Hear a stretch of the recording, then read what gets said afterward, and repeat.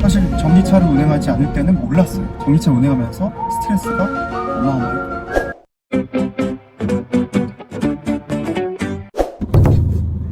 안녕하세요, 민우키입니다. 제가 이제 전기차를 운행하게 된 지 이제 1년이 됐어요. 1년 동안 이 전기차를 몰면서 느낀 점, 그리고 주변에서도 많이 물어보거든요. 전기차 충전은 어떻게 하냐, 충전비는 얼마나 드냐. 그러니까 1년 동안 전기차를 운행하면서 느낀 장점, 단점, 그리고 이런 분들은 절대 전기차를 구매하면 안 되겠다, 그런 내용도 한번 말씀드려볼까 합니다. 절대 제 말이 정답이 될 수는 없고요. 재미로, 참고로 편하게 봐주시기 바랍니다. 사실 전기차를 제가 처음 고민했던 게 3년 전인데, 그때도 그랬어요. 전기차는 시기상조다. 근데 뭐 3년이 지난 지금도 마찬가지예요. 지금도 시기상조라 그러고요. 혹시 몰라요, 또 5년 뒤에도 시기상조라 그럴 수도 있고. 아무래도 내연 기관차랑 비할 바 못 되겠죠. 노하우가 이미 기관으로도 엄청난 갭이 있으니까. 그럼에도 불구하고 환경을 생각한다라는 그냥 콩알만큼의 그런 마음가짐과, 그리고 워낙 돌아다니는 걸 좋아하기 때문에 기름값이 너무 많이 나와서 유지비에 대한 기대감으로 전기차를 구입하게 됐습니다. 우선 결론부터 말씀드리자면, 전기차의 가장 큰 장점은 충전이고요, 가장 큰 단점은 충전입니다. 이게 무슨 말이냐, 사실 충전 걱정을 가장 많이 하는 부분이라고 생각을 해요. 근데 생각을 바꿔서 하면, 집에 가서 퇴근해서 주차를 하잖아요. 주차를 하면서 그냥 충전을 하는 거예요. 주유소를 찾아가서 주유를 하는 것보다 더 편한 거죠. 어차피 집에 와서 주차를 하니까, 주차하는 동안 내가 집에서 자는 동안 충전되고. 그래서 전기차 오너분들이 굉장히 많이 얘기하는 게 이제 집밥, 회사밥이라고 해서, 집밥은 이제 집에 충전을 할 수 있는 조건이 되느냐, 회사밥은 회사에서 일하는 동안 충전할 수 있는 조건이 되느냐. 나의 생활 반경 안에 완속 충전기가 있다는 게 큰 장점이 됩니다. 보통 그런 얘기도 많이 해요. 나 집 주변에 마트에 충전기 있다, 아니면 뭐 동사무소에 충전기 있다, 집 주변에 급속 충전기가 꽤 있더라, 이렇게 말씀을 많이 하시는데, 사실 전기차를 운행하지 않을 때는 몰랐어요. 급속 충전기보다는 완속 충전기가 있어야지 훨씬 더 편합니다. 전기차를 실제로 운행을 안 해보신 분들은 의아해하세요. 왜 빨리 충전하는 게 좋지 않나? 이렇게 생각하실 수 있는데, 우리가 스마트폰 충전할 때도 고속 충전 이런 게 있잖아요. 전기차 충전기도 완속 충전, 급속 충전기가 따로 있습니다. 말 그대로 완속 충전기는 천천히 충전이 되는 거고요, 급속 충전기는 빠르게 충전을 합니다. 보통 우리가 많이 충전하는 충전기가 환경부 급속 충전기인데요, 여기 이제 제한이 있어요. 충전을 80%까지 했다 그러면은 충전이 끊기고요, 80%가 안 되더라도 충전한 지 40분이 지나면 자동으로 충전이 종료됩니다. 거기다가 환경부 충전기랑 상관없이 모든 급속 충전기는 충전을 1시간 이상 하면은 과태료 대상이 됩니다. 10만 원이 나올 수 있어요.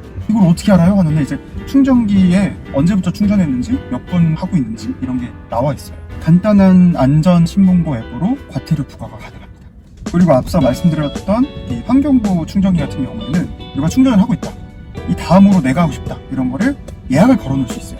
충전 중인 급속 충전기에다가 내 전화번호랑 비밀번호 4자리를 설정을 해놔요. 앞에 사람이 충전이 이제 40분이 지나서 충전이 종료된다 그러면은 다음 사람한테 문자가 옵니다.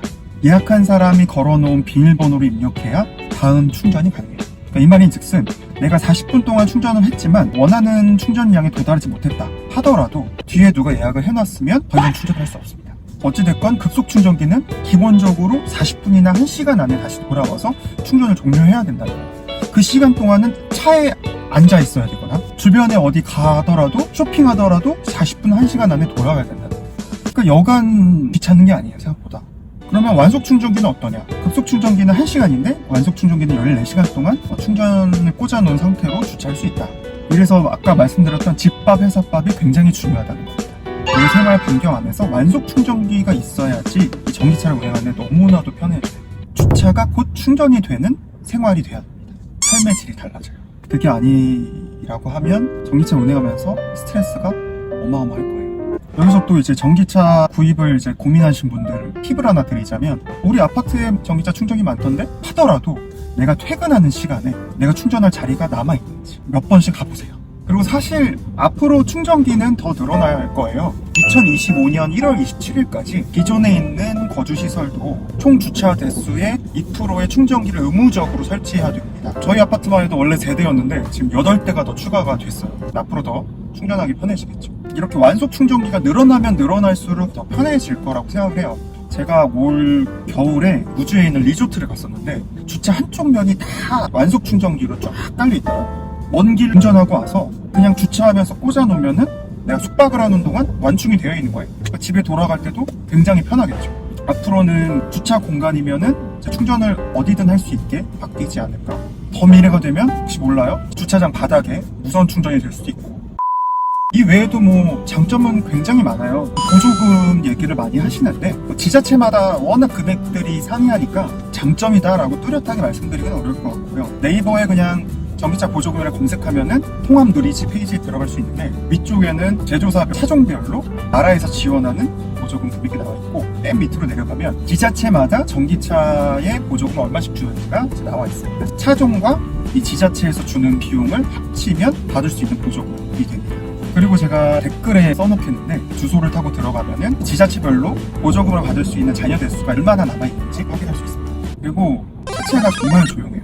제가 디젤을 탔었는데 비교가 안 될 정도로 피로도가 확 줄어. 차체가 조용한 걸 넘어서서 엔진 자체가 없으니까 공회전의 의미가 없죠. 주차를 하고 있으면서도 에어컨 켜고 히터 켜고 너무 편안하게 쉴 수 있어요. 그리고 빼놓을 수 없는 게 원페달 드라이빙, 회생제동입니다.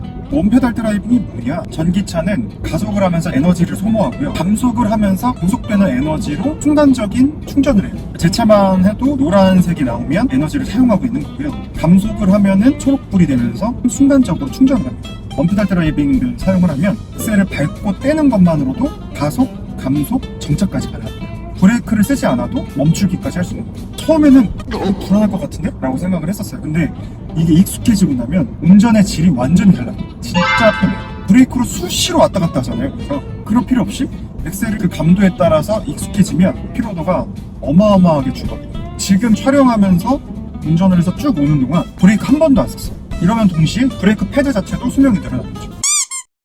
브레이크 패드 얘기가 나와서 그런데 그 외에 뭐 유지비가 들 게 없어요. 1년 동안 에어컨 필터 가는 거랑 워셔액 정도? 그 외에는 뭐 신경 쓸 게 없으니까 굉장히 편합니다. 엔진이 없으니까 엔진 오일 갈 필요도 없고, 그 외에도 세금도 감면되는 게 많죠. 톨비도 반값이고, 공영주차장은 50% 할인되고, 혜택은 많다. 그래도 단점들이 있죠. 모르겠어요. 단점이라고 해야 되나? 두려움 같은 게 아닐까 싶어요. 이슈화가 계속되고 있는 게 뒷발진이나 화재 문제들이 이슈화가 많이 되고 있죠. 전기차니까 가속이 훨씬 빨리 돼서 더 위험하다. 순식간에 뭐 200km 가속이 된다고 하니까 다행인지 모르겠는데, 제 차는 속도 제한이 있어요. 152km인가? 그것도 빠르긴 하죠. 그리고 한번 화재가 나면 배터리 때문에 더 빨리 타고, 화재 진압에도 불도 잘 안 꺼지니까 더 많은 인력과 시간과 비용이 필요하다. 근데 또 사실 뒷발진, 화재 뭐 다 내연기관차에도 있는 문제잖아요. 그게 무서우면 차 자체를 안 타야 되지 않나, 그런 이제 생각을 하다 보니까 크게 걸림돌로 작용을 하진 않았던 것 같아요. 그리고 또 전기차 오너분들이 많이들 불편하다고 하는 부분이 장거리 운행할 때 불편하다고 많이 하시더라고요. 근데 그거는 또 요령이 생기면 좀 괜찮지 않나 싶어요. 저 같은 경우에는 장거리를 좀 많이 다닌 편인 것 같아요. 제가 사는 곳이 인천인데 1년 동안 강원도도 한 4-5번 갔다 왔고, 분황제 때 진해 갔다 오고요. 얼마 전에 영상도 올리긴 했는데 부산도 2번 갔다 왔어요. 장거리 운전을 할 때 초반에는 굉장히 당황을 좀 많이 했었어요. 휴게소에서 충전해야지 하고 휴게소를 가면 화물차가 줄을 엄청 서 있는 거예요. 참다가 톨게이트 나가서 그 주변에 있는 충전기에다가 충전하고 다시 들어온 적도 있어요.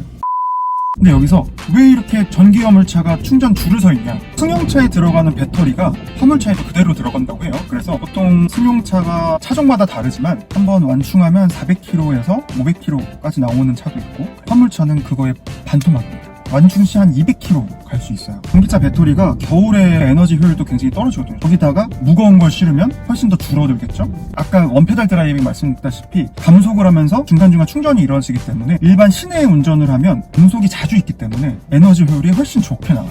그에 반해 고속도로는 계속 달리니까 전비가 훨씬 떨어지는 거예요. 그만큼 고속도로 달리는 전기화물차들은 가뜩이나 갈 수 있는 거리도 짧은데 전비가 더 떨어지니까 더 자주 충전을 해야 되겠죠. 휴게소마다 이제 전기화물차들이 줄을 서기 시작합니다. 충전을 맞닥뜨리지 않으면 모르는 단점들인 거예요.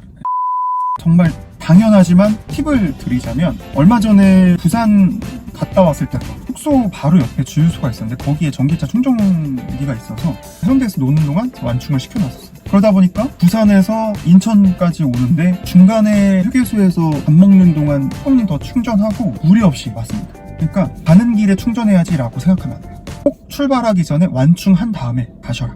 휴게소에서 충전해야지 생각하면 안 돼요. 생각보다 충전기가 많아요. 웬만한 뭐 여행지 가면은 공영 주차장이 있고요. 공영 주차장에 웬만하면은 전기차 충전기가 있고, 그렇지 않더라도 생각보다 전기차 충전기는 꽤 있기 때문에 장거리는 무조건 출발하기 전에 완충하고 출발하시는 게 좋습니다. 저는 다시 내연기관차로는 못 돌아갈 것 같아요. 실제로 많은 전기차 오너분들이 그런 말을 하세요. 더 이상 내연기관차 못 하겠다고. 이렇게 전기차가 좋은데 전기차에 대한 두려움이 있는 분들한테 강요할 건 아닌 것 같아요. 전기차를 사고 싶더라도 아까 말씀드렸다시피 내 생활 패턴 안에 충전을 편하게 할 수 있는 여건이 안 된다. 그러면 전기차가 어마어마한 스트레스가 될 수 있습니다. 제가 이렇게 얼굴로 이렇게 찍는 게 또 처음이라 굉장히 어색한데 끝까지 봐주셔서 감사하고요. 앞으로도 좋은 컨텐츠로 찾아뵙겠습니다. 리누키였고요. 구독과 좋아요는 큰 힘이 됩니다. 저는 이제 1년 동안 전기차 운행을 하면서 이 친구를 만나서 이름도 지어줬어요. 베리예요. 빨간 차랑 뭔가 이제 스트로베리 이런 베리머치 뭐 이런 느낌으로 베리.